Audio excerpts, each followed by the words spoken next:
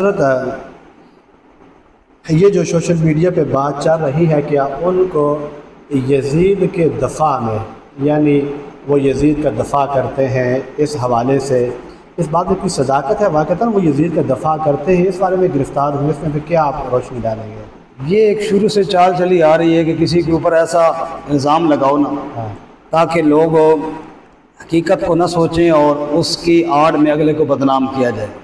علامہ عطا اللہ بندیالوی پہ یہ بڑا مشہور الزام ہے کہ وہ یزیدی ہیں اور یزید کا دفاع کرتے ہیں، لیکن آپ سوشل میڈیا پہ ان کے بیانات سنیں، اسی محرم کے بیانات سن لیں۔ انہوں نے بڑے دو ٹوک الفاظ میں کہا کہ میں وکیل حسین ہوں، وکیل یزید نہیں۔ ہاں، وکیل امیر معاویہ بھی ضرور ہوں۔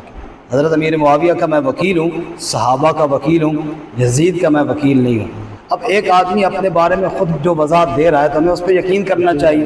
دوسری بات یہ ہے کہ علامہ عطا اللہ بندیالوی کا کہنا یہ ہے، جو حالیہ انہوں نے بیان ریکارڈ کروایا اس میں بھی انہوں نے کہا تھا، اسی محرم کے مہینے میں انہوں نے فرمایا تھا کہ میں یہ کہتا ہوں کہ قاتلان حسین پہ ایک بار نہیں 100 بار لانا تھا، بالکل ہونی بھی چاہیے، لیکن ہمیں یہ تحقیق تو کرنی چاہیے کہ وہ قاتلان حسین کون ہیں، ہیں کون ان کو نامینیٹ کرنا چاہیے، نامینیٹ کرنا چاہیے۔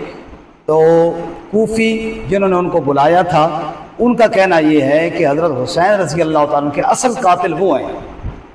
یہ تو حضرت یہ جماعت التشیع کے عالم ہے لاہور کے اندر ہے، علامہ جواد نقوی صاحب ہے، وہ اپنے بیان میں یہ وضاحت سے کہتے ہیں کہ حضرت امام حسین کو شہید کرنے والے کوفہ والے ہیں، انہوں نے بلایا، انہوں نے شہید کیا، وہ تو واضح طور پہ کہتے ہیں۔ فریقین کی کتابوں میں موجود ہے کہ انہوں نے خط لکھ کر حضرت کو بلایا، تو بس بندیالوی صاحب کو بھی یہی کہنا ہے، جنہوں نے بلایا دھوکے سے۔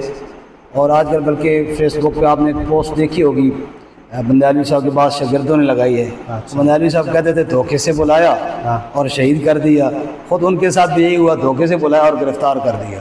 اچھا حضرت